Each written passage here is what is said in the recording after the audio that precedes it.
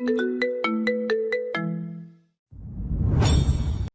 হাসতে হাসতে ছেলেটার বাম হাতের সবগুলো নখ তুলে ফেলে। রক্তে ছেলেটার হাতটা পুরো ভিজে গিয়েছে। তার হাত থেকে টপ টপ করে রক্ত নিচেও গড়িয়ে এসে পড়েছে। ছেলেটার এই অবস্থা দেখে অন্য ছেলেটাও ভয় পেয়ে যায়। কি, খুব কষ্ট হচ্ছে বুঝি? এরকমই কষ্ট সেসব মেয়েদেরও হয় যখন তোরা তাদের ধর্ষণ করিস, তাদের বাজে কথা বলিস, হ্যারাস করিস। না না, এরকম কষ্ট না, এর থেকেও হাজার গুণ বেশি কষ্ট। কথাগুলো বলতে বলতে ঈশান ছেলেটা অন্য হাতের নখগুলো তুলে ফেলে। এদিকে ব্যথায় ছেলেটা অনেক আগেই অজ্ঞান হয়ে গিয়েছে। ঈশান এবার অন্য ছেলের দিকে তাকায়। তুই ভয় পাস না, তোকে এরকম কিছু করবো না, বরং আরো বেশি টর্চার করব। এবার ঈশান একটা গরম শিক নিয়ে আসে। সে ছেলেটা জামা কাপড় সব ছিঁড়ে ফেলে। তারপর সেই গরম শিকটা ছেলেটা হাত পা পিঠ গাল সব জায়গায় লাগিয়ে দেয়। আঁচ লেগেছে ছেলেটার বিভিন্ন জায়গায় পুড়ে যেতে থাকে। ব্যথায় ছেলেটা চিৎকার করতে থাকে। কিন্তু কেন যেন ঈশান আরো আনন্দ পাচ্ছে। অনেকক্ষণ ধরে ঈশান এটা করতে থাকে, কিন্তু যখন দেখে ছেলেটা অজ্ঞান হচ্ছে না তখন ঈশান কিছুটা অবাক হয়। সে শিকটা সাইডে রেখে ছেলেটার সামনে এসে বসে। বাহ বেটা, তোর তো দেখি গায়ে অনেক এনার্জি আছে। হ্যাঁ, তো ছ্যাঁকা খেয়েও তুই অজ্ঞান হলি না? ও আচ্ছা, তার মানে তুই আরো বেশি কিছু চাস। ওকে, জাস্ট আ মিনিট। এবার ঈশান লবণ মরিচ গুঁড়ো আর পেঁয়াজের রস মিশিয়ে নিয়ে আসে আর ছেলেটার পুড়ে যাওয়া জায়গাটাগুলোতে লাগাতে থাকে। যন্ত্রণা ছেলেটা ছটফট করছে, কিন্তু ঈশানের সেদিকে কোনো মাথা ব্যথা নেই। সে নিজের মতো কাজ করেই যাচ্ছে। এর সময় জ্বালা সহ্য করতে না পেরে ছেলেটাও অজ্ঞান হয়ে যায়। চোখে পানি দিয়ে ছেলে দুটোর জ্ঞান ফেরায় ঈশান। পানি, পানি। ও, আপনি খাবেন স্যার? কি? ঈশান বোতলটা ছেলে দুটোর সামনে নিয়ে যায়, তবে তাদের খেতে না দিয়ে নিজে খেয়ে নেয় পানিটা। খুব কষ্ট হচ্ছে না পানি না পেয়ে? এবার বুঝতে পেরেছিস এক ফোঁটা পানির কত মূল্য?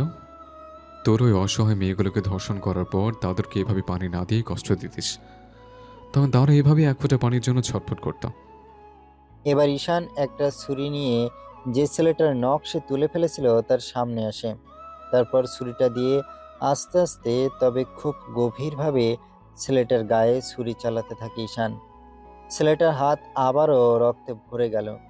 ছেলেটা অসহ্য রকমের ব্যথায় চিৎকার করেই চলেছে। এবার ঈশান আরেকটা ছেলের কাছে যায় এবং ছুরি দিয়ে তার গায়ের চামড়া তুলতে শুরু করে।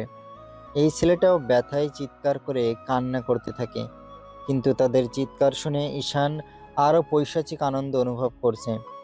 পরের দিন সকালে চুলায় ভাত বসিয়ে সব কাজ গুছিয়ে টিভি ছাড়ে কায়াসা। সে বসে বসে চ্যানেল চেঞ্জ করছে তখন। তারপর ডোরবেল বাজে। কায়াসা রিমোট রেখে দরজা খোলে, কিন্তু দরজা খুলেই কাউকে সে দেখতে পায় না। কায়াসা যখন দরজা বন্ধ করতে যাবে তখন তার চোখ পড়ে দরজার সামনের পাপোশটাতে একটা খাম রাখা। কায়াসা খামটা উঠিয়ে উল্টো পাল্টে দেখে। তারপর সিঁড়ি দিয়ে নিচে উঁকি মেরে দেখে কেউ আছে কিনা, কিন্তু না, সে কাউকে দেখতে পায় না। তাই কায়াসা হাজারো চিন্তা ভাবনা করতে করতে খামটা নিয়ে ঘরে চলে আসে। কায়াসা যখন খামটা তুলতে যাবে তখন টিভিতে থেকে আসার শব্দগুলো তার কানে আসে। সে তাড়াতাড়ি টিভির দিকে তাকিয়ে শহরের বাইরে একটা নির্জন জায়গায় পাওয়া গিয়েছে আরও দুইটা লাশ। লাশের অবস্থা খুবই খারাপ। তাদের চোখ তুলে নেওয়া হয়েছে, সেই সাথে হাতের নখ এবং শরীরের কয়েকটা জায়গা থেকে চামড়া তুলে নেওয়া হয়েছে।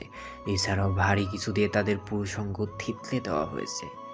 কেউ জানে না এরা কিভাবে মারা গিয়েছে, কিন্তু খুনের ধরন দেখেই বোঝা যাচ্ছে এটা খুন, এবং তাদের খুব টর্চার করে মারা হয়েছে। এতটুকু খবর শুনে কায়াসার জান যায় যায় অবস্থা। ফ্যান চলছে তাও সে ঘেমে একাকার হয়ে গিয়েছে। কায়াস এবার কিছুটা হলেও আন্দাজ করতে পারছে খামটা কে দিয়েছে আর তার ভেতর কি থাকতে পারে। কায়াসা কাঁপা কাঁপা হাতে খামটা খুলে চিঠিটা বের করে। কায়াসা ভয়ে আছে না জানি এবারও রক্ত দিয়ে লিখেছে। কায়াসা এক চোখ বন্ধ করে চিঠিটা আস্তে আস্তে খোলে। না, এবারের লেখা কালো কালি দিয়ে লেখা। এটা দেখে কায়াসা স্বস্তির নিঃশ্বাস ফেলে। তারপর সে চিঠিটা পড়তে শুরু করে।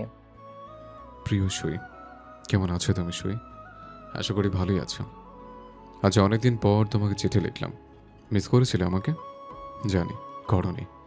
তুমি তো আমিটাকে মনে না করলেই বাঁচো, কিন্তু আমি তো তা হতে দেব না। আমি প্রতিনিয়ত আমিটাকে তোমার মনে করিয়ে দেব। আমি জানি তুমি এতক্ষণে টিভিতে নিউজ শুনে নিয়েছো, আর তুমি ঠিকই ধরেছো ওদের আমি মেরেছি। কিন্তু কেন মেরেছি তা এখন না, পরে কোনোদিন সময় হলে বলবো। জানো, ওদের যখন কষ্ট দিচ্ছিলাম তখন ওরা চিৎকার করে কান্না করছিল। কিন্তু জানো, ওদের চিৎকার শুনে আমার অনেক আনন্দ লাগছিল। আচ্ছা, আজ আর কিছু লিখবো না, তবে তুমি সাবধানে থেকে আর অন্য ছেলেদের সাথে মিশবে না। আর যদি আমার কথা না শোনো তাহলে তো জানোই কি হতে পারে। না না, ভয় পেও না, তোমাকে আমি মারবো না, কিন্তু যার সাথে তুমি ঘোরাফেরা করবে তার খুব বড় ক্ষতি হয়ে যাবে, তাই সাবধানে থেকো। চিঠিটা এখানেই শেষ। চিঠিটা পড়ে কায়াসার গায়ের লোম খাড়া হয়ে যায়। আগের বারের চিঠির মতো এবারের চিঠিতেও একদম নিচে কিছু লেখা আছে। কায়াসা এবার সেটা পড়ে। সুই, তুমি জানো আমি ওই চিঠি কি দিয়ে লিখেছি? তুমি কি ভেবেছিলে আমি একটা কলম দিয়ে লিখেছি?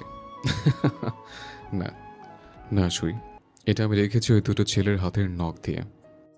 এরপর কয়েকটা লাল ফোঁটা। কায়াসার বুঝতে অসুবিধা হলো না যে এই লাল রঙের ফোঁটাগুলো আসলে রক্তের। চিঠিটা পড়ে কায়াসার বমি পাচ্ছে। সে চিঠি নিচে ছুঁড়ে মেরে দৌড়ে ওয়াশরুমে চলে যায়।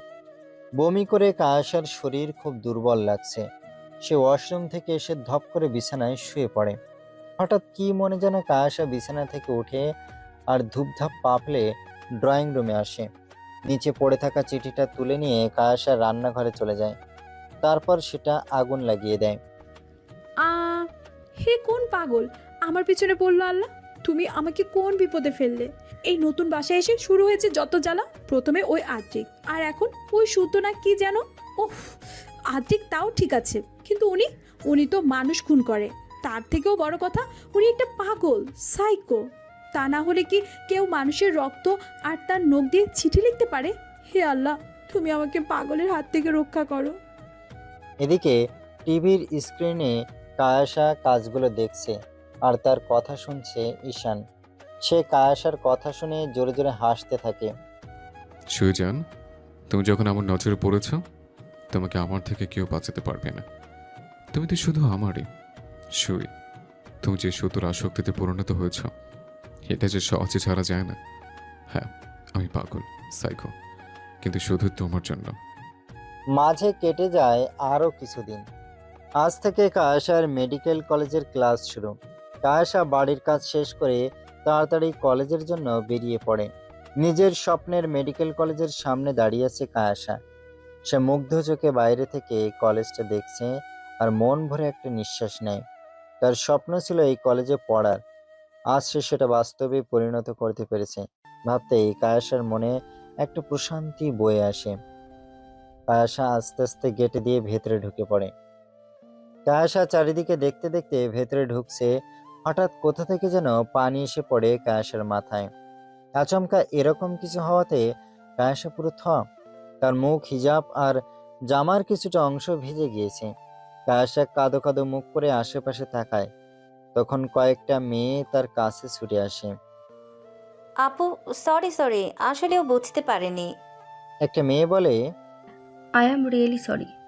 আসলে আমি ওদের মারতে গিয়ে ভুলে তোমাকে মেরে দিয়েছি।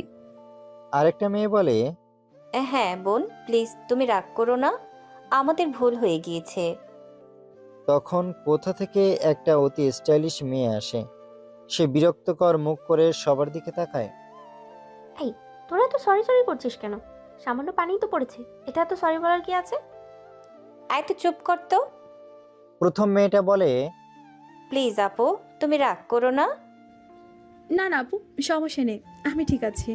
তুমি কি নতুন এসেছো? জি আপু। আচ্ছা, তুমি তোমার ক্লাসে যাও, কোনো সমস্যা হলে আমাদের বলো। আমরা 3rd ইয়ারে পড়ি। সে মেয়েটা ভুল করে পানি মেরেছে। সে বলে, আচ্ছা ভাই আপুরা, আমি আসছি। আল্লাহ হাফেজ। আল্লাহ হাফেজ। সবাই বলে। হুম, যত সব ঠক। বিড়বিড় করে বলে সেই মেয়েটা। কায়েশা চলে যেতে মেয়েটা তার বন্ধুদের বলে। এই, তোদের ওই গাইয়া মেয়েটার কাছে এত সরি বলার কেন হয়েছে? তুই চুপ কর জেমি। আমাদের ভুল ছিল তাই আমরা বলেছি। এসব তুই বুঝবি না। এই চল তোরা। প্রথম মেয়েটা বলে। এই গাইয়া আনকালচার মেয়েটার জন্য আমার ফ্রেন্ডদের কাছে আমার কথা শুনতে হয়েছে। না, এই মেয়েটা তো কিছু একটা করতেই হবে। মেয়ে, তুমি আমার সাথে লেগে খুব বড় ভুল করেছো। এখন থেকে আমি তোমার জীবন অতিষ্ঠ করে তুলব। নিজে নিজে বলে জেমি। অন্যদিকে ওয়াশরুমে গিয়ে বিরক্তি নিয়ে হিজাব খুলছে কায়াশা। হিজাব খুলে সে একটা দীর্ঘশ্বাস নেয়।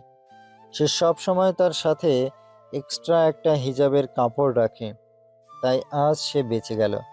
কিন্তু তার জামাটা অনেকখানি ভিজে গিয়েছে। এখন কায়াশা কি করবে তাই ভাবছে। আরে, তোমার জামা দেখে অনেকখানি ভিজে গিয়েছে। কি হয়েছে, পড়ে গিয়েছো নাকি?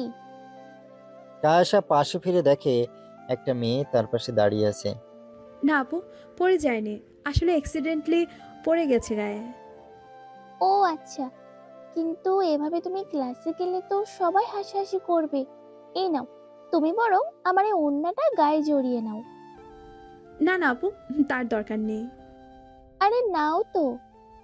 মেয়েটা জোর করে ওড়নাটা কায়াশাকে দিয়ে দেয়। কায়াশাও আর কথা না বাড়িয়ে ওড়নাটা নিয়ে নেয় আর গায়ে জড়িয়ে নেয়। তুমি কি নতুন এসেছো? জি আপু, আজই প্রথম। ও, তার মানে তুমিও ফার্স্ট ইয়ার। Wow, great. আমিও ফার্স্ট ইয়ার। চলো একসাথে ক্লাসে যাই। আচ্ছা আপু, চলুন। কিসের আপু? হ্যাঁ, আমি তোমার সমবয়সী, তাই নাম ধরে ডাকবে। আমার নাম আরোহী ইসলাম। তোমার? নিশাত জাহাদ কায়েশা। বাহ, তোমার নামটা তো খুব সুন্দর। আচ্ছা চলো ক্লাসে, নয়তো আবার দেরি হয়ে যাবে। কায়েশা আর আরোহী কথা বলতে বলতে ক্লাসে চলে আসে আর একসাথে বসে।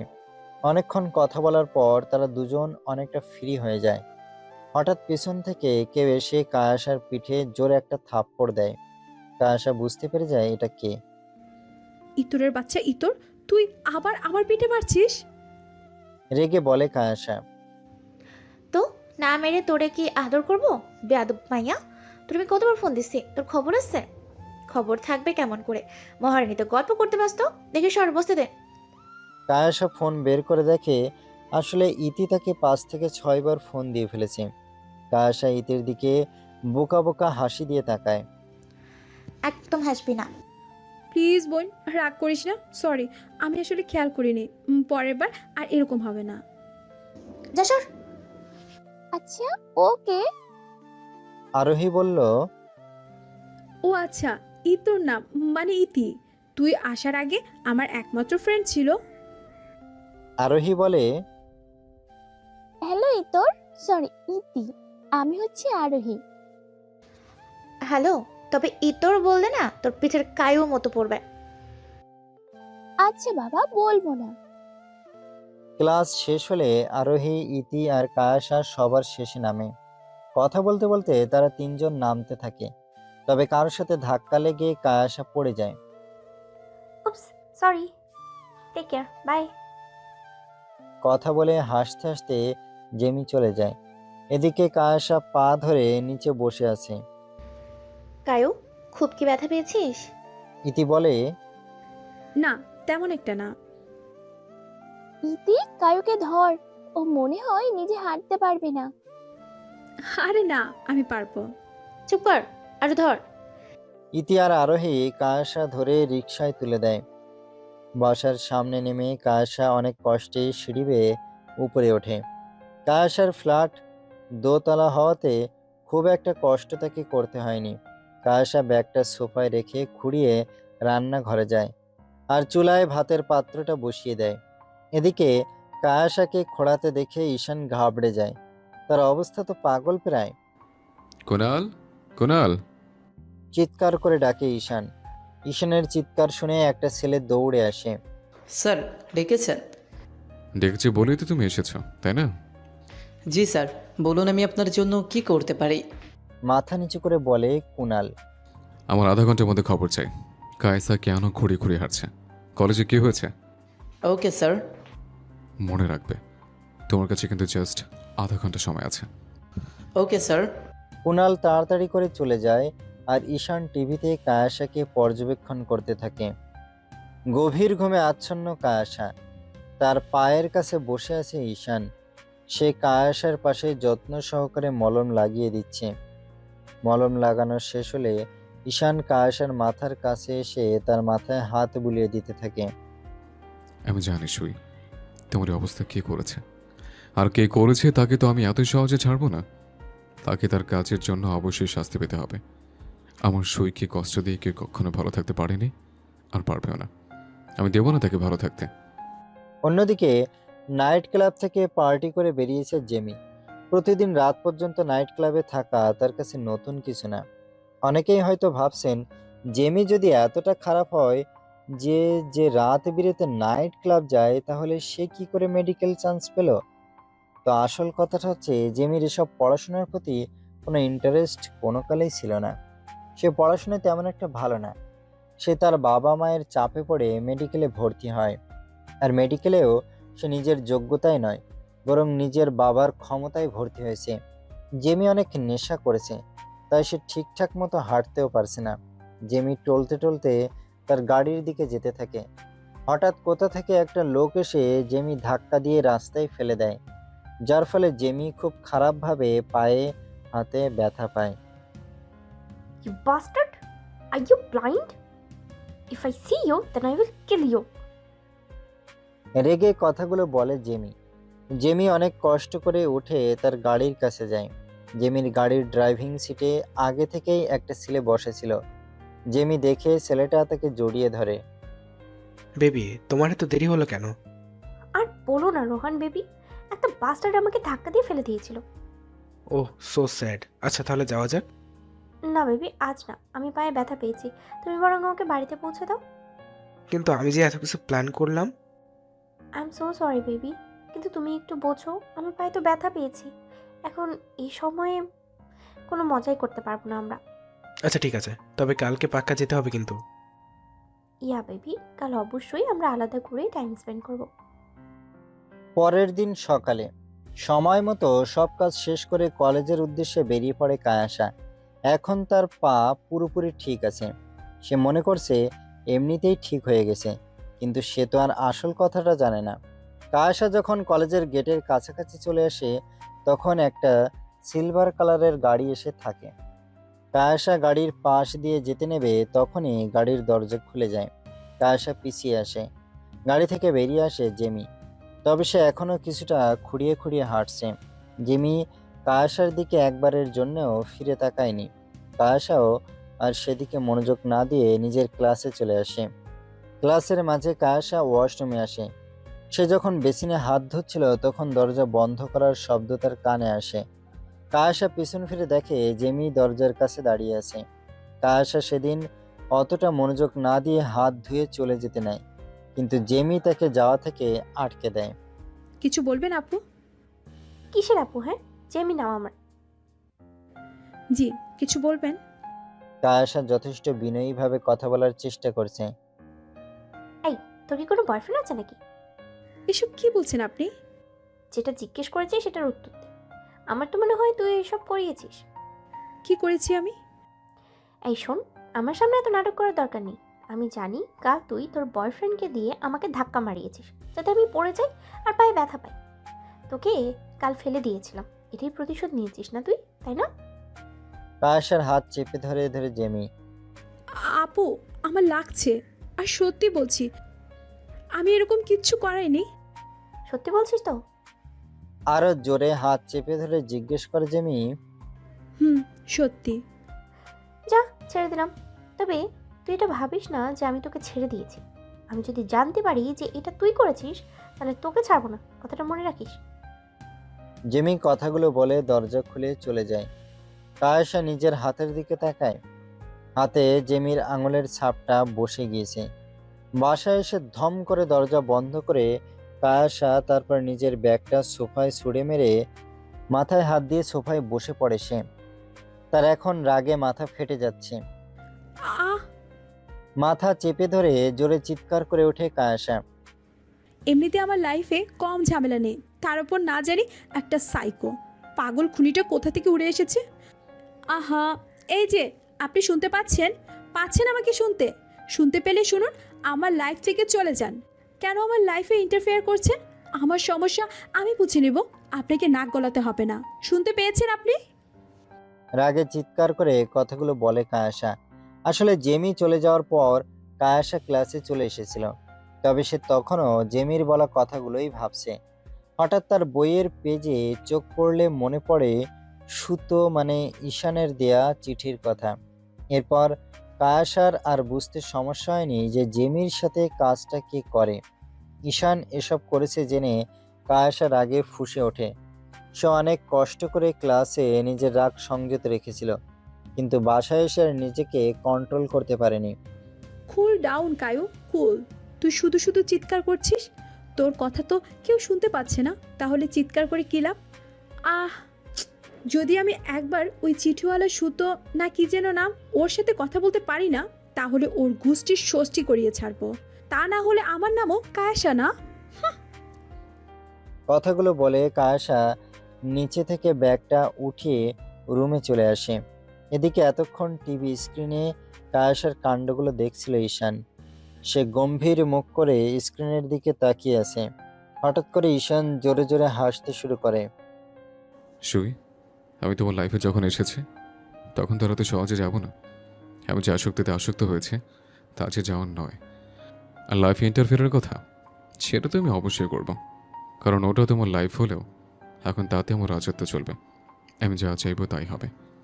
তবে সুই, তুমি এটা ভেবো না আমি তোমাকে বন্দি করে রাখবো না। না, তা কখনই হবে না। তুমি নিজের মতো স্বাধীনভাবে চলতে পারবে, তবে আমার ইচ্ছের বিরুদ্ধে তুমি কিছুই করতে পারবে না, কিছুই না। সন্ধ্যায় টিউশন থেকে ফিরছে কায়াসা।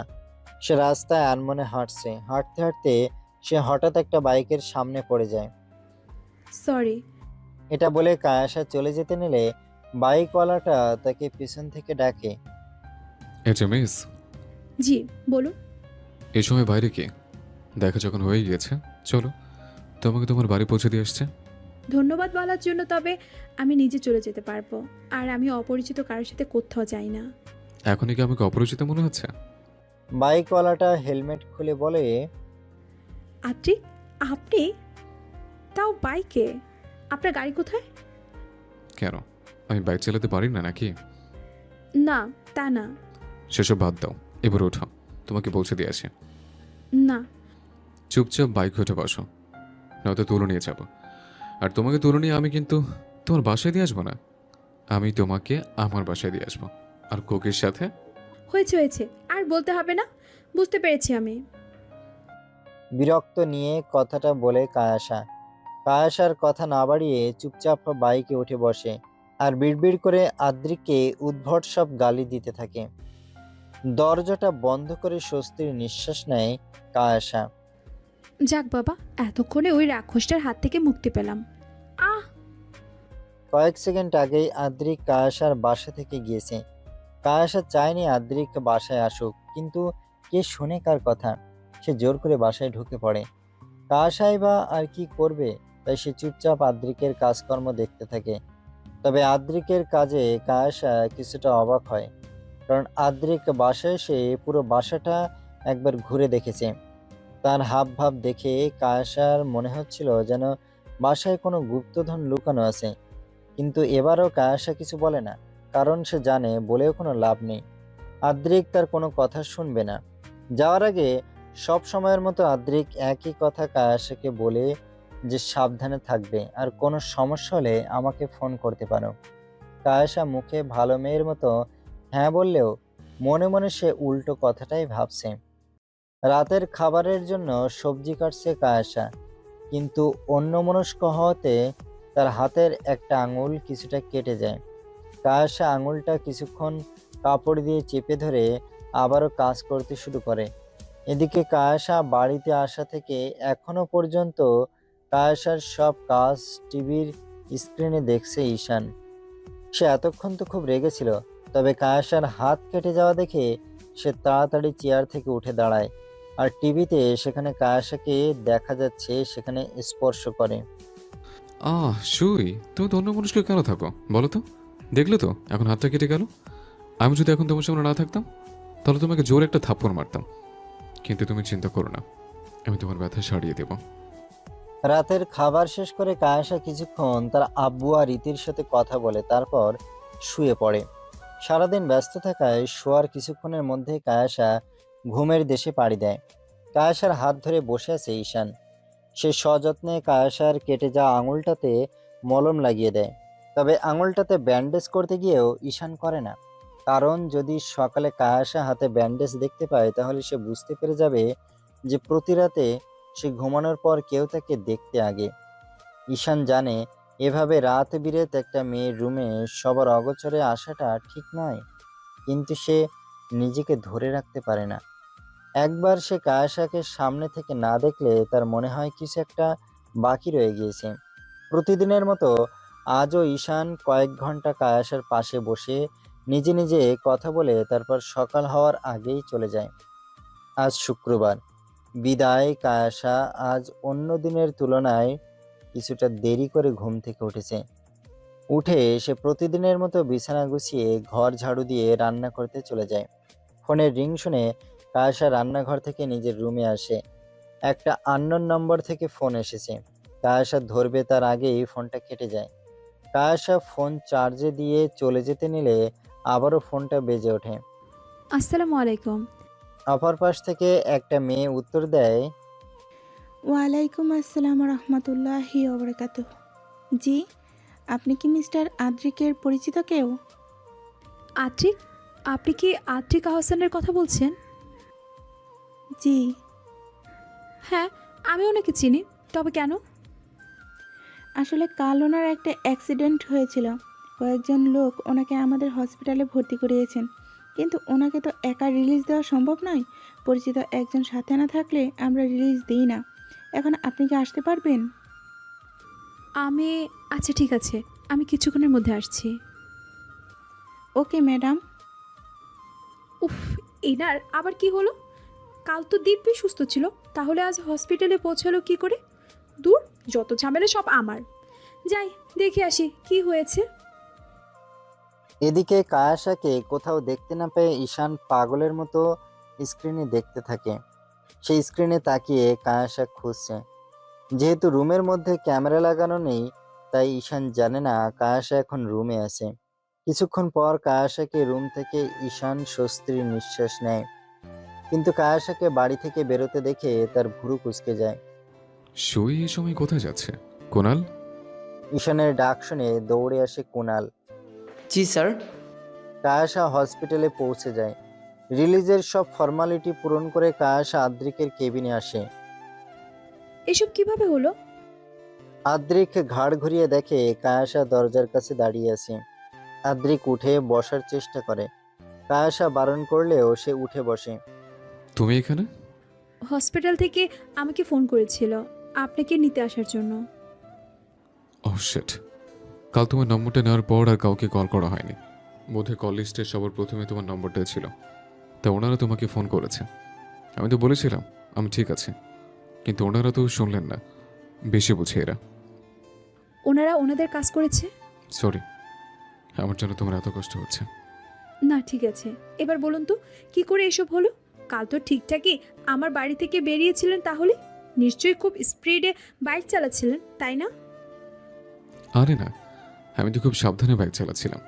হঠাৎ করে কোথা থেকে একটা গাড়ির সামনে এসেছে, ওটি ওভারটেক করে গিয়ে একটা গাছের সাথে ধাক্কা খায়। বুঝলাম। এবার যান, ড্রেস চেঞ্জ করে আসুন, বাড়ি যেতে হবে তো। আদ্রিক ড্রেস চেঞ্জ করে আসে। অ্যাক্সিডেন্টের ফলে আদ্রিকের একটা হাতে ভীষণ ব্যথা পেয়ে যার কারণে এখন তার একটা হাত অচল প্রায়। বাসায় এসে কায়াসা আদ্রিককে তার রুমে নিয়ে যায়। এই প্রথম কায়াসা আদ্রিকের রুমে ঢুকেছে। বাড়ির বাকি দেয়ালগুলোতে সাদা রং করা হলেও আদ্রিক রুমটা পুরো কালো রঙের। দেয়ালে কালো রংটা দেখে কায়াসার কীরকম যেন লাগছে। কায়াসার কেন যেন মনে হচ্ছে এটা আসলে কালো না, রক্ত শুকিয়ে গেলে যেমন একটা রং ধারণ করে সেরকম। কি দেখছো? আপনার রুমের রংটা এরকম কেন? কেমন যেন রক্ত শুকিয়ে গেলে যেরকম রং ধারণ করে সেই রকম। কই না তো, এটা তো কালো রং, আলো পড়েছে তাই হয়তো তোমার এরকমটা মনে হচ্ছে। হতে পারে। আচ্ছা, আপনি বসুন, আমি আপনার জন্য কিছু খাবার নিয়ে আসছি। কায়াসা নিচে আদ্রিকের জন্য স্যুপ বানিয়ে নিয়ে আসে। এই নিন, স্যুপটা খেয়ে নিন। কিভাবে খাবো? কেন হুম, ও আচ্ছা, আপনার তো এখন একটা হাত নেই। আচ্ছা, আমি খাইয়ে দিচ্ছি। কায়াসা সযত্নে করে আদ্রিককে স্যুপটা খাইয়ে দেয়। খাওয়ার মাঝে হঠাৎ কায়াসা আদ্রিককে প্রশ্ন করে, আচ্ছা, আপনি কি এই বাড়িতে একাই থাকেন? হুম। আপনার বাবা মা কোথায়? কায়াসার কথা শুনে আদ্রিক খাওয়া বন্ধ করে দেয়। কেউ নেই আমার, আমি অনাথ। এরপর থেকে এই বিষয়ে আর কিছু জিজ্ঞেস করবেন আমাকে। গম্ভীরভাবে বলে আদ্রিক। কায়াসাও আর কিছু বলে না, সে চুপচাপ আদ্রিককে খাওয়াতে থাকে। খাওয়া শেষ হলে আপনি কি ফ্রেশ হবেন?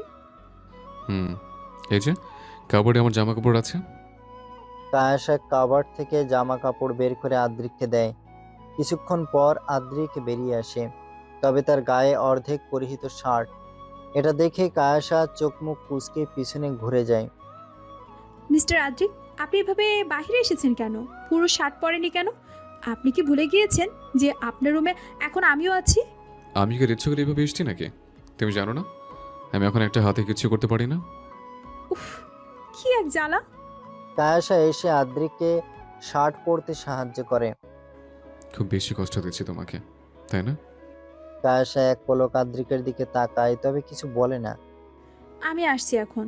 নিজের খেয়াল রাখবেন, আর কোনো প্রয়োজন হলে আমাকে ফোন করবেন, আমি আসার চেষ্টা করব। এটা বলে কায়াসা চলে যেতে নেয়, তবে আদ্রিক তাকে তাকিয়ে দেখে। মুখ ভার করে নিচে নেমে আসে কায়াসা। সুমি, জি ম্যাডাম। আমি এখন চলে যাচ্ছি। ওনার দিকে খেয়াল রাখবেন যেন ওনার কোনো অসুবিধা না হয়। আর এই আমার নাম্বার, কোনো সমস্যা হলে আমাকে ফোন দিবেন। আচ্ছা ম্যাডাম। কায়াসা এবার নিচে থেকে উপরে আদ্রিকের রুমের দিকে তাকায়, তারপর বাড়ি থেকে বেরিয়ে যায়। বাসায় এসে রাগে গজগজ করতে থাকে কায়াসা। সে রাগ কমানোর জন্য পরপর 3 গ্লাস পানি খেয়ে ফেলে, তবুও তার রাগ বিন্দুমাত্র কমে না। কায়াসা এবার রাগে চিৎকার করে ওঠে, যা প্রতিফলিত হয়ে কায়াসার কানেই আসে। সোফায় বসে কায়াসা মাথায় দিয়ে চিন্তা করতে থাকে, আসার আগে আদ্রিক তাকে কি বলেছিল। আচ্ছা শোন, তোমাকে একটা কথা জিজ্ঞেস করার ছিল। জি বলুন। তুমি কি কাউকে ভালোবাসো, বা তোমাকে কেউ ভালোবাসে? আদ্রিকের কথা শুনে কায়াসার কপাল আপনা আপনি কুঁচকে যায়। এসব কি বলছেন আপনি? কিছুটা বিরক্ত নিয়ে বলে কায়াসা, বলো না, থাকলে সত্যিটা বলতে পারো, আমি কিছু মনে করবো না। না, আমি কাউকে ভালোবাসি না। তাহলে হয়তো তোমাকে কেউ পাগলের মতো ভালোবাসে। উনি এসব কি বলছেন? উনি কি কোনোভাবে ওই পাগল খুনি সুতোর কথা বলছেন না তো? এসব আপনি কি বলছেন বলুন তো? আর কেনই বা হঠাৎ এসব কথা বলছেন? তোমাকে বললে হয়তো তুমি বিশ্বাস করবে না, কিন্তু আমার মনে হচ্ছে এটাই সত্যি। এরকম কিছু হয়েছে। কি হয়েছে যার কারণে আপনি এরকম কথা বলছেন? কাল অ্যাক্সিডেন্ট হওয়ার পর আমি রাস্তায় পড়েছিলাম। সে সময় আশেপাশে কেউ ছিল না, তখন আমার একটু একটু জানানো ছিল। আমার মনে হচ্ছে তখন কেউ আমার কানে কানে বলেছিল, আমার কায়া পাখি থেকে দূরে থাক, নয়তো এর ফল এর থেকেও খারাপ কিছু হবে। আমি চাইলে এখনও তোকে মেরে ফেলতে পারি, কিন্তু মারবো না, কারণ তুই আমার কায়া পাখির সাহায্য করেছিলি, তাকে মাতাল ছেলেগুলোর হাত থেকে বাঁচিয়ে।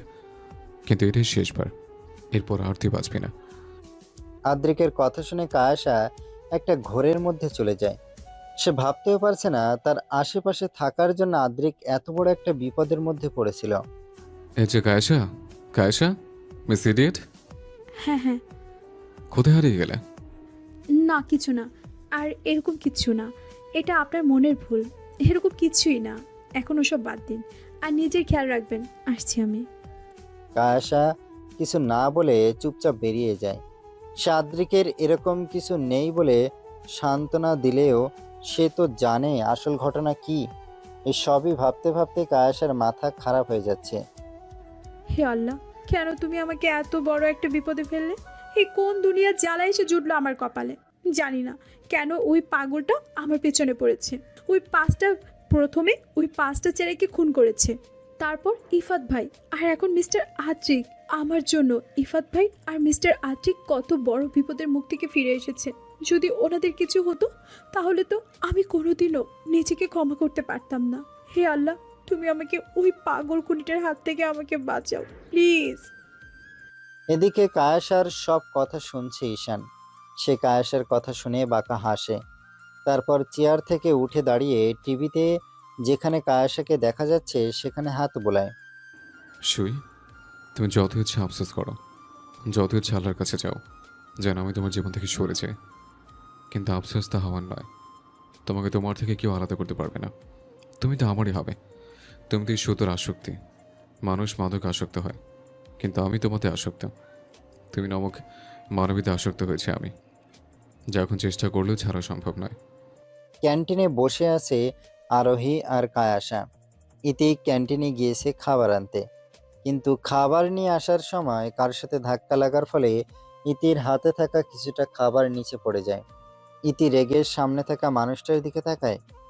এই যে চোখে দেখতে পারেন না? How dare you! তোমার সাহস তো কম না, তুমি আমাকে গলা উঁচু করে আমার সাথে কথা বলছো? রেগে বলে জেমি।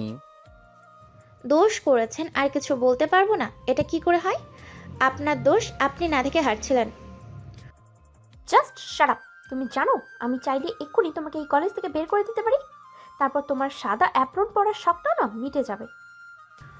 ও আই সি, এখানে আমি নিজের যোগ্যতা এসেছি, কারোর মতো পাওয়ার ইউজ করে আসিনি যে আমার ভয় লাগছে আপনার কথা শুনে। শুনুন, আমি না আপনার এই লেম কথার মোটেও ভয় পাইনি। যা ইচ্ছে করে নিন, আমিও দেখি আপনি কি করতে পারেন। আমার সাথে লেগে কিন্তু তুমি ভালো করছো না, এর ফল কিন্তু খুবই বাজে হবে। এতক্ষণ সবাই বসে বসে জেসি আর ইতির ঝগড়া দেখছে।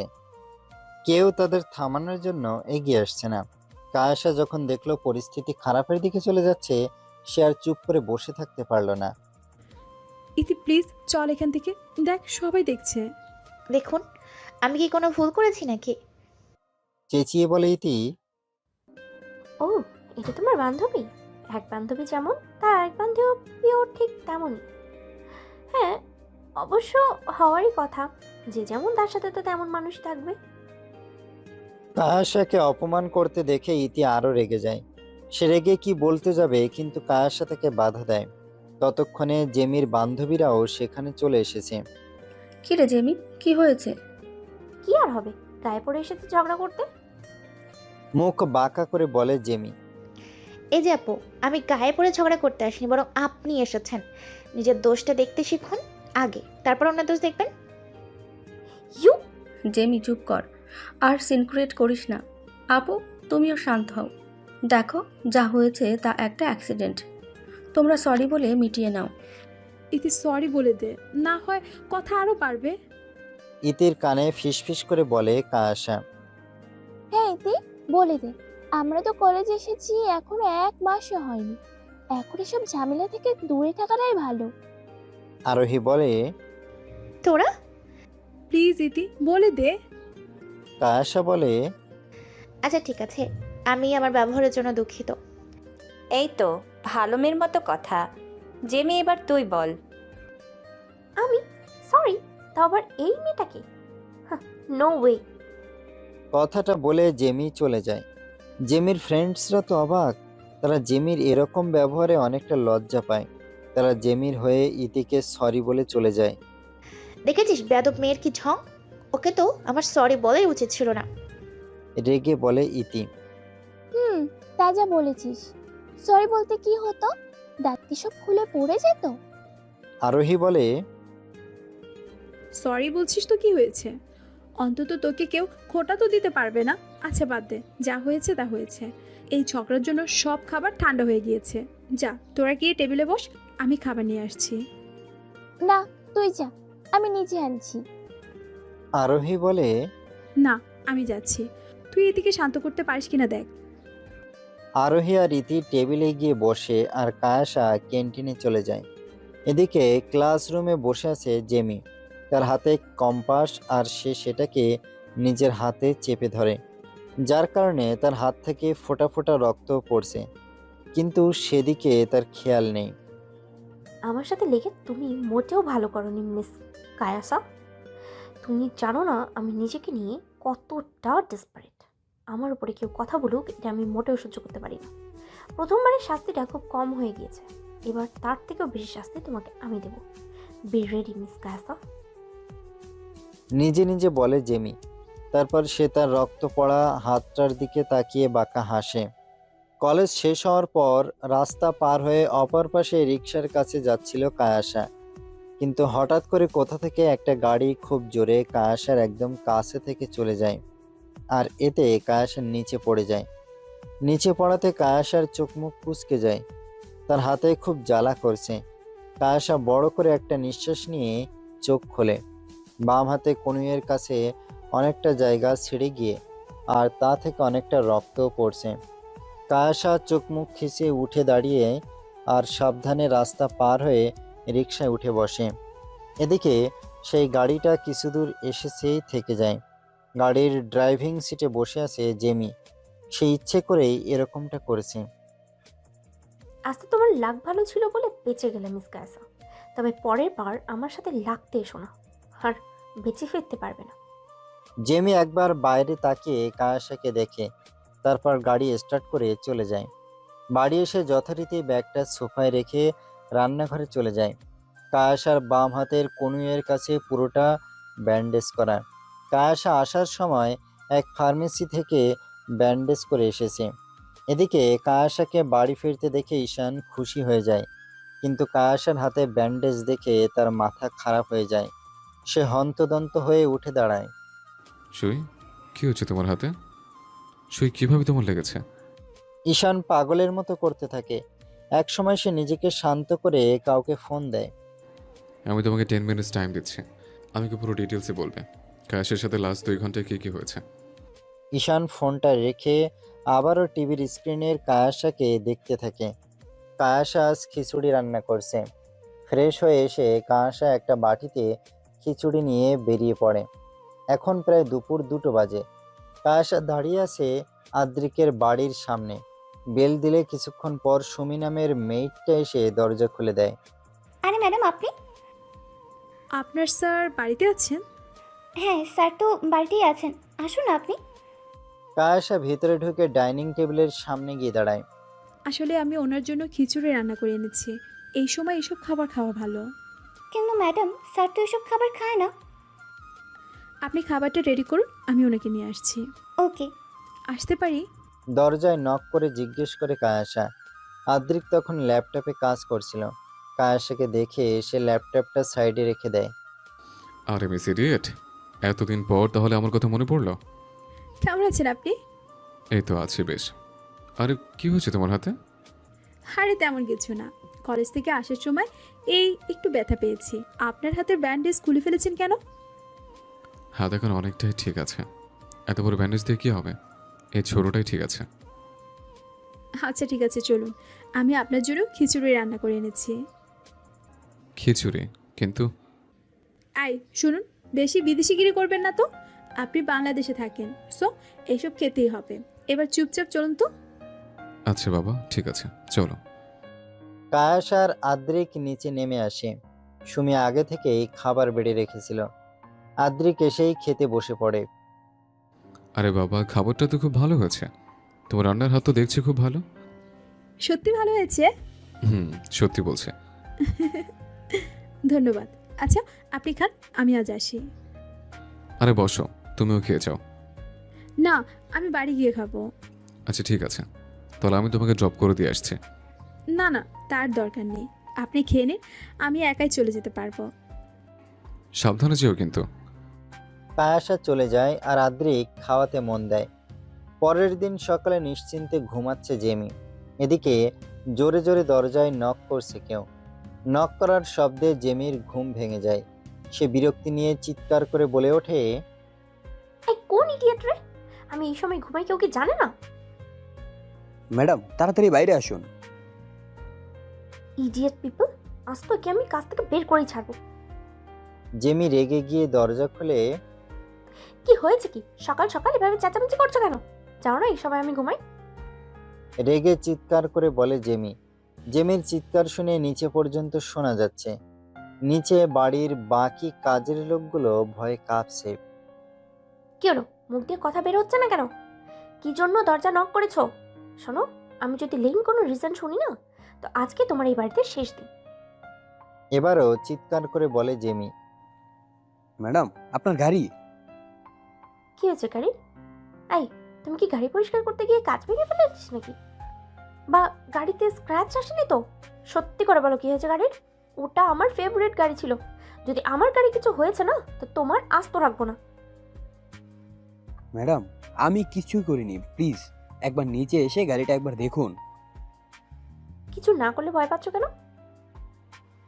ম্যাডাম আপনি নিজেই দেখুন। জেমি বিরক্ত নিয়ে ধপধপ করে নিচে নেমে আসে। তারপর গাড়িটার কাছে যায়।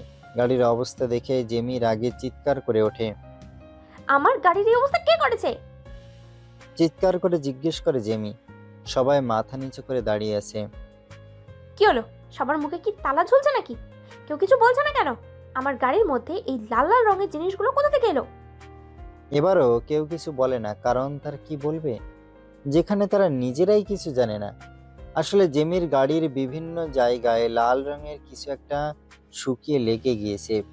জেমির এবার পেছনে দরজা খোলে। দরজা খোলার সাথে সাথে দুটো ইঁদুর গাড়ি থেকে লাফ মেরে বেরিয়ে আসে। ইঁদুর দেখে জেমি সিটকে দূরে সরে যায়। ইউ, ছি, আমার গাড়ির ভিতরে ইঁদুর কোথা থেকে এলো? এবার আরো জোরে চিৎকার করে কথা বলে জেমি। এদিকে জেমির বাবা মা এতক্ষণ নিজের রুমে থাকলেও এবার তারা বাইরে বেরিয়ে আসেন। সকাল সকাল এইসব তুমি কি শুরু করছো জেমি? গম্ভীরভাবে বলে জেমির বাবা। জেমির ওনার কথার কোনো পাত্তা না দিয়ে দ্বিতীয়ভাবে চিৎকার করে বলে, ড্যাড, তুমি দেখতে পাচ্ছ না আমার ফেভারিট গাড়ির কি অবস্থা হয়েছে? এটা দেখার পরে আমি চিৎকার না করে কি চুপচাপ বসে থাকবো? জেমির বাবা মা জেমির কথা শোনার পর গাড়ির দিকে তাকায়। গাড়ির এই নির্মম পরিস্থিতি দেখে তারাও ঘাবড়ে যায়। তারা দুজন চোখের ইশারায় কিছু কথা বলে। কিভাবে হলো এইসব জেমি? জেমির বাবা বলে, সেটা জানলে কি আমি চিৎকার চেঁচামেচি করতাম? কিন্তু গাড়িটা তো তোমার, আর কাল রাতে পার্টি থেকে তুমি এই গাড়িতে করেই ফিরেছিলে, তাহলে গাড়িটার দায়িত্ব তোমার। ও মম, প্লিজ এসব বাজে কথা বন্ধ করো। আমি কি সারা রাত এখানে বসে গাড়ি পাহারা দেবো? চুপ করো তোমরা। এই যে বল, তোদের মধ্যে কে করেছিস এই কাজটা? আমরা কেউ করিনি এরকম একটা। সবাই একসাথে বলে, ঠিক আছে, তোরা সবাই নিজের নিজের কাজে যা। আমি দেখছি কি করছে এমনটা। আর যদি আমি কোনোভাবে জানতে পারি এইসবের মধ্যে তোদের মাঝে কেউ আছে, তাহলে তার অবস্থা ভালো হবে না। সবাই মাথা নাড়িয়ে নিজের কাজে চলে যায়। জেমিও রেগে বাড়ির ভেতরে চলে আসে। সবাই চলে গেল। জেমির বাবা মা নিজেদের মধ্যে কিছু কথা বলে। ফোনের মধ্যে জেমির কাণ্ড দেখে হাসছে ঈশান। হ্যাঁ, সেই এটা করেছে। আর জেমির বাড়ির একটা কাজের লোক লুকিয়ে ভিডিও করে ঈশানকে পাঠিয়েছে। অবশ্য এর জন্য সে টাকাও নিয়েছে। তবে এতে ঈশানের এত মাথা ব্যথা নেই। সে তো জেমির কাণ্ড দেখেই খুশি। এবার বুঝতে পারলে তো মিস সেমি, প্রিয় জিনিসটার কোনো ক্ষতি হলে কেমন লাগে? তোমার নিশ্চয়ই এখন খুব রাগ হচ্ছে, ইচ্ছে করছে ওই ব্যক্তিটাকে মেরে ফেলতে যে তোমার গাড়ির এমন অবস্থা করেছে। তাহলে একবার ভেবে দেখো আমার কি পরিমাণ রাগ হয়েছিল যখন আমি জানতে পেরেছি তুমি আমার সুইকে আঘাত করেছো। তাও জেনে শুনে আমারও তোমাকে খুন করতে ইচ্ছা করেছিল, কিন্তু আমি নিজেকে সংযত করেছি। ঈশান আবারও জেমির ভিডিওটা দেখতে থাকে। জেমিকে এতটা ডেসপারেট হতে দেখে ঈশান মনে মনে খুব আনন্দ পাচ্ছে। কলেজে এসে জেসি ধূপধাপ পা ফেলে কায়াসার ক্লাসরুমে আসে। কায়াসা তখন আরোহী আর রীতির সাথে কথা বলছিল। জেমি এসে কায়াসার হাত ধরে তাকে একটা খালি ক্লাসরুমে নিয়ে আসে।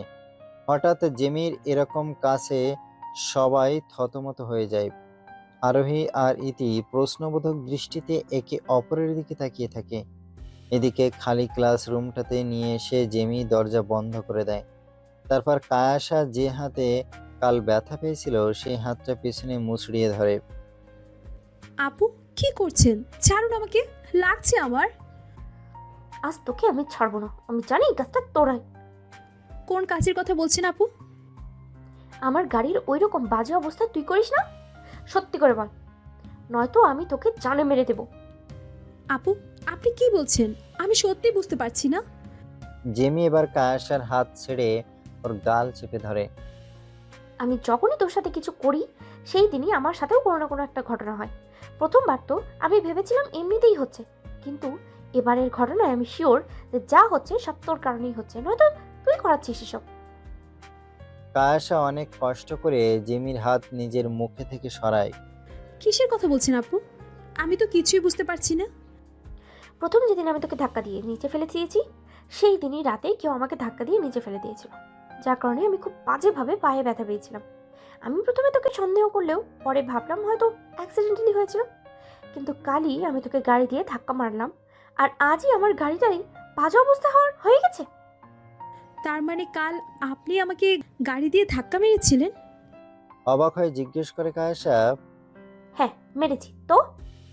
ডোন্ট কেয়ার ভাব নিয়ে বলে জেমি। শোন, এবার সত্যি সত্যি বলে দে যে তুই আমার গাড়ির এই অবস্থা করেছিস। আমি কিচ্ছু করিনি, আর আপনি বলার আগ পর্যন্ত আমি তো জানতামই না ওটা আপনি ছিলেন। আমি তো মনে করেছিলাম ওটা একটা অ্যাক্সিডেন্ট ছিল। তোকে আমি আর এবার ছাড়বো না, আমি তোর উপরে কড়া নজর রাখবো। যদি আমি জানতে পারি এসবের পিছনে তুই আছিস, তাহলে সেদিনই হবে তোর শেষ দিন, মনে রাখিস। কথাগুলো বলে কায়াসাকে ধাক্কা দিয়ে চলে যায় জেমি। কায়াসা এখনো ঘোরের মধ্যে আছে, তার মাথা কাজ করা বন্ধ করে দিয়েছে। সে প্রথম থেকে জেমির বলা কথাগুলো ভাবছে। কিছুক্ষণ ভাবার পর কায়াসার কাছে এসে সব হিসাব মিলে যায়, আর সব কিছু বুঝতে পেরেছে। কায়াসার গায়ের লোম দাঁড়িয়ে যায়। সে বুঝে গিয়েছে এই কাজ আর কারো না, সুতো নামের ওই সাইকোটার। কায়াসার মাথা এখন কাজ করা বন্ধ করে দিয়েছে। সে বুঝতে পারছে না সে কি করবে। তার আশেপাশে দুটো পাগল সাইকো প্রকৃতির মানুষ আছে। দুজনেই মানুষকে আঘাত করার আগে একবারের জন্যও ভাবে না। কায়াসা চুপচাপ কিছুক্ষণ ওখানে দাঁড়িয়ে থাকে, তারপর ওয়াশরুমে গিয়ে মুখে পানি দিতে থাকে। অনেকক্ষণ মুখে পানি দিয়ে নিজেকে শান্ত করে ক্লাসে ফিরে আসে কায়াসা। ততক্ষণে ক্লাসে স্যার চলে এসেছে। পারমিশন নিয়ে কায়াসা ক্লাসে প্রবেশ করে। কায়াসা সিটে বসতেই ইতি আর আরোহী তাকে ফিসফিস করে জিজ্ঞেস করে কি হয়েছে। কায়াসা তাদের বলে পরে বলবে। ক্লাস শেষ হলে ইতি আর আরোহী কায়াসাকে বারবার জিজ্ঞেস করতে থাকে জেমি তাকে এভাবে নিয়ে গেল কেন। কায়াসা প্রথমে ভেবেছিল তাদের দুজনকে সব বলে দেবে, কিন্তু পরে চিন্তা করলো কাউকে বলার দরকার নেই।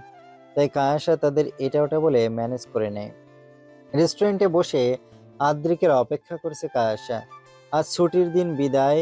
কায়াসা সকালে টিউশনে গিয়েছিল। ফেরার সময় আদ্রিক তাকে ফোন করে একটা রেস্টুরেন্টের নাম বলেছে আর বলেছে সেখানে অপেক্ষা করতে। কায়াসা অনেকবার কারণ জিজ্ঞেস করেছিল, কিন্তু আদ্রিক বলে সে দেখা হলে বলবে। সাইডের একটা টেবিলে বসেছে কায়াসা। এখানে পুরোটা কাচের দেয়াল, যার কারণে উপর থেকে নিচের গাড়ি মানুষ সব দেখা যাচ্ছে। আদ্রিক এখনো আসেনি। কায়াসা বসে বসে নিচে মানুষের আসা যাওয়া দেখছে। হঠাৎ কায়াসার চোখ আটকে যায় একজন মানুষের উপর।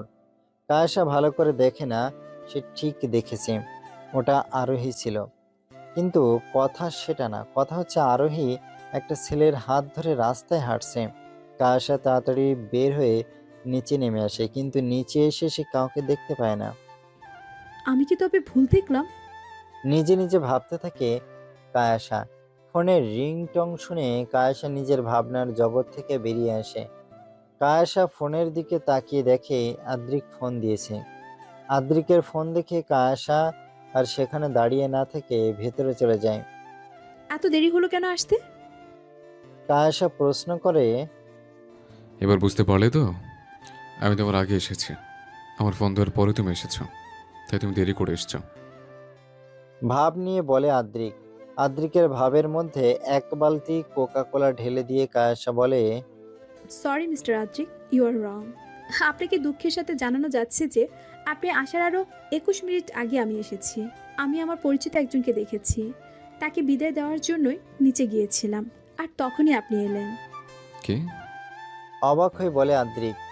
জি হ্যাঁ, বিশ্বাস না হলে এখানের একজন স্টাফকে জিজ্ঞাসা করতে পারেন। না থাক, তার দরকার নেই। তুমি যে কনফিডেন্স নিয়ে বলছো আমার বিশ্বাস হয়ে গেছে। আচ্ছা, এবার বলুন কেন রেখেছেন হঠাৎ? আর আপনার হাত কি ঠিক আছে এখন? হ্যাঁ, আমার হাত এখন পুরো ফিট অ্যান্ড ফাইন। আর আমাকে এতটা কেয়ার করার জন্য আজ আমার তরফ থেকে তোমার জন্য ট্রিট, তাই এখানে রেখেছি। এসব আপনি কি বলছেন? আমি কবে আপনার কেয়ার করলাম? আমি তো শুধু আপনাকে হসপিটাল থেকে বাসায় নিয়ে এসেছি আর একবার দেখার জন্য গিয়েছি। সেটাও অনেক করেছো। তুমি যতটুকু করেছো সেটুকু পর্যন্ত অন্য কেউ করেনি, তাই আমি আর বিপরীতে তোমাকে ট্রিট দিচ্ছি। এবার তুমি বসো, আমি খাবার অর্ডার করে আসছি। আদ্রিক খাবার অর্ডার করতে চলে যায়। কায়াসা বাইরে তাকিয়ে আবারও মানুষজন দেখতে থাকে। আদ্রিক কিছুক্ষণের মধ্যেই চলে আসে। তারপর তারা হালকা পাতলা তাদের কাজ, পড়াশোনা এসব নিয়ে কথা বলতে থাকে। তাদের কথার মাঝেই খাবার চলে আসে। খাবার দেখে তো কায়াসার চোখ কপালে, কারণ তারা মাত্র 2জন মানুষ আর খাবারগুলো 4 জনের। যদি ছোট বাচ্চা থাকে তো অনায়াসে 5 জন খেতে পারবে। এত খাবার কেন অর্ডার করছেন আপনি? এত খাবার কে খাবে? কে খাবে সেটা পরে দেখা যাবে, তুমি খাওয়া শুরু করো। কায়াসা অনেক হেজিটেশন নিয়ে খাওয়া শুরু করে। তাদের দুজনের খাওয়া শেষ হলে আরো অনেক খাবার বেঁচে যায়। মিস্টার আদ্রিক, একটা কথা বলবো? হ্যাঁ বলো। টিস্যু দিয়ে হাত মুছতে মুছতে বলে আদ্রিক। এই খাবারগুলো কি প্যাক করা যাবে? আরেকটা হেজিটেশন নিয়ে বলে কায়াসা। কায়াসার কথা শুনে আদ্রিকের বিপরীতে কোনো প্রশ্ন করে না। সে ওয়েটারকে বলে বাকি খাবারগুলো প্যাক করিয়ে নেয়। কায়াসার হাতে বাকি খাবারগুলোর প্যাকেট রয়েছে। রেস্টুরেন্ট থেকে বেরিয়ে আদ্রিক তাকে বলে গাড়িতে উঠতে, কিন্তু কায়াসা বলে তার নাকি কিছু কাজ আছে, তাই সে হেঁটেই যাবে। আদ্রিকেও আর কিছু না বলে তার গাড়ি নিয়ে চলে যায়। আদ্রিক চলে যেতে কায়াসা রাস্তা পার হয়ে ওপারে যায়, যেখানে 2টো বাচ্চা আর একটা মহিলা বসেছিল। কায়াসা গিয়ে খাবারগুলো তাদের দেয়। রেস্টুরেন্টে যখন কায়াসা বসেছিল তখনই সে তাদের দেখে। কায়াসা ভেবেছিল সে নিজে থেকে কিছু কিনে দেবে, কিন্তু যখন দেখে তাদের অনেক খাবার বেঁচে গিয়েছে তখন সে সেটাকে আর নষ্ট করে না। এতে খাবারও নষ্ট হলো না, আর ওনারাও খাবার পেল। এদিকে কিছুটা দূরে থেকে কায়াসার কাজ দেখছে আদ্রিক। সে দেখতে চেয়েছিল কায়াসা আসলে কি করবে। কায়াসার কাজ দেখে আদ্রিক মুচকি হাসে। এদিকে শুধু আদ্রিককে আরও কেউ একজন দূর থেকে কায়াসার দিকে নজর রেখে চলেছে। কিছুক্ষণ আগে বাসায় এসে পৌঁছেছে কায়াসা। ফ্রেশ হয়ে এসে সে টিভি দেখতে বসে। এদিকে ফোনের স্ক্রিনে কায়াসাকে দেখছে ঈশান। সুইজান, আমি তোমার সাহস দেখে মুগ্ধ। কত সহজে তুমি একটা ছেলের সাথে রেস্টুরেন্টে লাঞ্চ করলে। তোমার মনে বিন্দু পরিমাণ ভয় ছিল না যে এই ব্যাপারে আমি জানতে পারলে কি হবে? তবে আমি তোমাকে এবারের মতো ক্ষমা করে দিলাম, কারণ আজ তুমি একটা ভালো কাজ করেছো। খাবার অপচয় না করে একজন পথে শিশু আর তার পরিবারের মানুষের ক্ষুধা নিবারণ করেছো। তোমাকে তো ক্ষমা করে দিলাম তোমার ভালো কাজের জন্য, কিন্তু তোমার সাথে যে ছিল তার তো কোনো একটা ব্যবস্থা করতে হবে।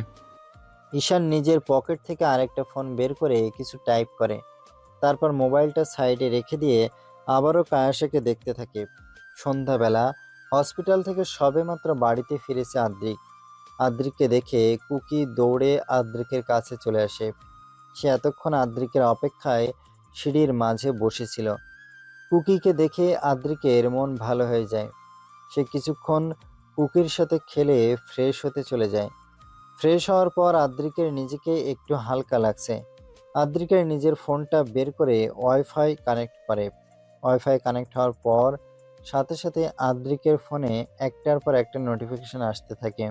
নোটিফিকেশনের চাপে তো আদ্রিকের ফোন কিছুক্ষণের জন্য হ্যাং হয়ে গিয়েছিল।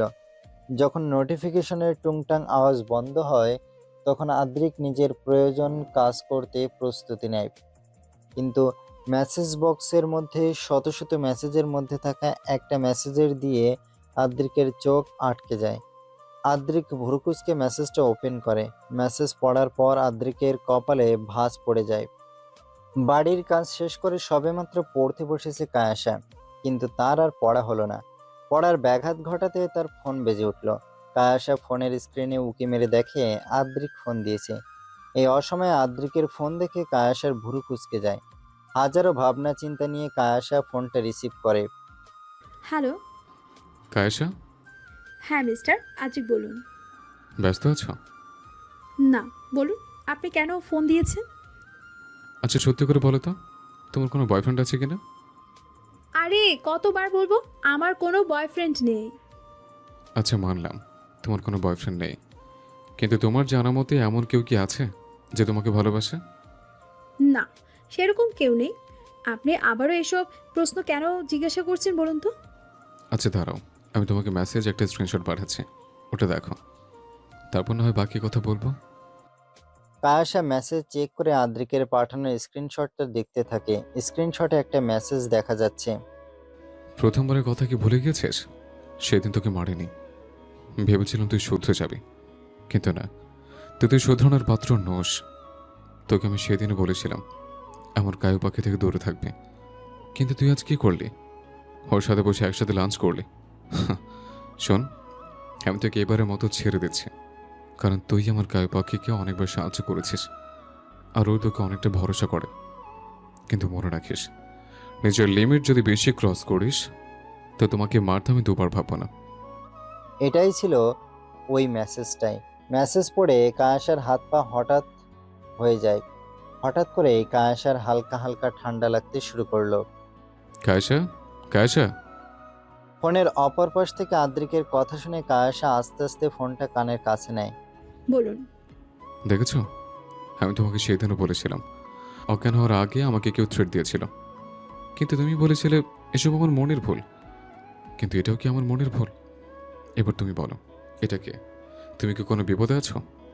কায়সা, কোনো সমস্যা হলে তুমি আমাকে বলতে পারো, আমি তোমার সব দিয়ে সাহায্য করার চেষ্টা করব।